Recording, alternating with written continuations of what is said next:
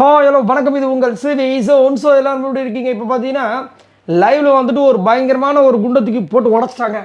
யார் அப்படின்னா நம்ம வியானாவும் ரம்யாவும்.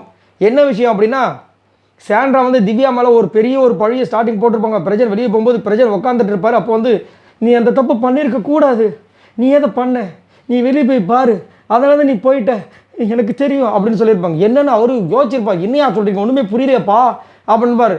அதுக்கப்புறம் வெளியே போய் ஒன்றுமே இல்லை. சரிங்களா, கடைசி வரைக்கும் நான் அன்றைக்கே சொல்லியிருந்தேன், என்ன தான் எனக்கு வந்து திவ்யாவோட கேமில் வந்து ஒரு அதிருப்தி இருந்தாலும் அவங்க வந்து அந்த அளவுக்குலாம் வந்துட்டு எதுவுமே பண்ணல. அவங்க அண்ணான் தான் பார்த்துட்டு இருந்தாங்க. இவங்க வந்து தவறாக புரிஞ்சுட்டு இருந்தாங்க தான் அன்னையிலேருந்து நம்ம சொல்லிட்டு இருக்கோம்.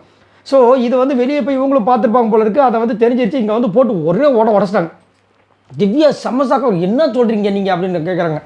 அவங்க வந்துட்டு சாண்ட்ரா வந்து உன் மேலே ஒரு பொசசிவ்னஸ் ஆகிடுச்சு அப்படி எங்ககிட்டயே வந்து சொன்னாங்க. அவங்க அப்படியா சொன்னாங்க கேட்குறதுக்கு, ஆமாம் ப்ராமிஸாக எங்ககிட்ட சொன்னாங்கன்றாங்க. இன்னும் சொல்கிறீங்க அவங்க அப்படியா சொன்னாங்க, நான் எப்படி இருந்தேன், நான் வந்து எப்படி இருந்தேன்னு எனக்கு தான் தெரியும்.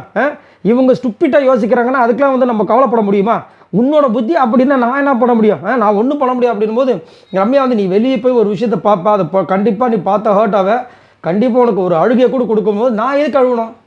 இவங்க ஸ்டூப்பிட்டாக யோசிப்பாங்க, அதுக்கெலாம் நான் வந்து உட்காந்து அழுதுட்டு போனேன் அப்படின்றாங்க. அதுக்கப்புறம் வந்துட்டு நான்லாம் அழமாட்டேன், நான் என்ன போயிட்டு மைக்கு மறைச்சியோ இல்லை பாத்ரூம் கிட்ட போய் பேசியோ பிரஜன் கிட்ட பேசிட்டா இருந்தால் நான் வந்துட்டு தேவலாம் அழகிறதுக்கு அந்த மாதிரிலாம் நான் வந்து இது பண்ண முடியாது.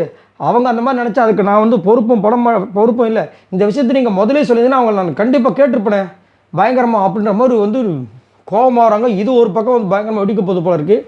ஏன்னா என்ன அலிகேஷன் வச்சாலும் லேடிஸ் மேலே வந்துட்டு இப்போ கேம் சம்மந்தமாக ஒன்றும் அதெல்லாம் வந்துட்டு அதுக்கு ஏதாவது முட்டு கொடுப்பாங்க, அதை இது பண்ணுறோம். ஆனால் இந்த மாதிரி வந்து பர்சனல் அட்டாக்கிங் வந்துட்டு கண்டிப்பாக அவங்களுக்கு ஒரு பெரிய ஒரு கோவத்தை உண்டு பண்ணும்.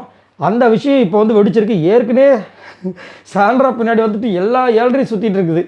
சுற்றி எப்போ வந்துட்டு அந்த காரு இது வந்து ஒரு விஷயத்த பண்ணி அதன் மூலமாக வந்து ரெக்கார்டு வாங்கி நம்ம விஜய் போகிறது வெளியே போனாங்களோ, விஜய் போகிறது கம்முறதுனோ, அன்னையிலேருந்து அவங்களுக்கு அன்னையிலேருந்து ஒரே பிரச்சனை தான் அந்த அம்மாவுக்கு. என்னத்தை சொல்லி இந்த மாதிரி ஒரு விஷயமும் வெடிச்சிருக்கு. எங்கே போய் முடிய போகுதுன்னு தெரியல. செம்ம காண்டாக இருக்காங்க திவ்யா. ஸோ கண்டிப்பாக நாளைக்கு இது வந்து இன்னும் பூகம்பமாக வெடிக்குதா இல்லை இன்றைக்கி நைட்டே வெடிக்குதான்னு தெரியல. இதை பற்றி உங்களோட கருத்துக்களை சொல்லுங்கள். என்ன தான் வந்து நல்ல நட்பாக இருந்தாங்க ஆக்சுவலாக பார்த்தீங்கன்னா, அப்படி நரம்பு சதயமாக இருந்தாங்க திவ்யாவும் இவங்களும். திடீர்னு ஒரு நாள் பார்த்தீங்கன்னா அந்த நகை டாஸ்க் வந்துச்சுல, நகை திருட்டு டாஸ்க்கு, அப்போ தான் அவங்க வந்து தனியாக உட்காந்துருப்பாங்க. இவங்க கேட்பாங்க, திவ்யாவும் பிரச்சனை பேசிப்பாங்க, எதுக்கு அவள் தனியாக போய் உட்காந்துருக்கா ஒன்றுமே புரியல, என்ன அசிங்கமாக நினைக்கிறீங்களா அப்படி இப்படி பேசியிருப்பாங்க. சரி ஸ்பேஸ் கொடுப்புன்னு சொல்லிட்டு போயிருப்பாங்க.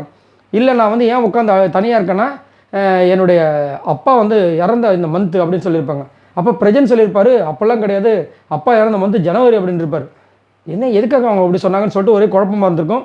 அப்புறம் பிரஜன் போனதுக்கப்புறம் ஃபுல்லாக அவங்களே வந்து அதை வந்து அப்படியே சந்திரமுகியாக தன்னை நினச்சிக்கிட்டாங்கன்ற மாதிரி அவங்களாம் மாற்றிக்கிட்டு இன்னமும் நினச்சிக்கிட்டு அது ஒரு பெரிய பிரச்சனையாக போயிட்டு இருந்தது. இப்போ அதை வந்து பூதாகரமாக வெடிக்க போகுது. திவ்யா அதை கேட்க போகிறாங்களான்னு தெரியல. கேட்டாங்கன்னா சாண்ட்ரா ஓஹோ அப்படின்ற மாதிரி இருக்குது.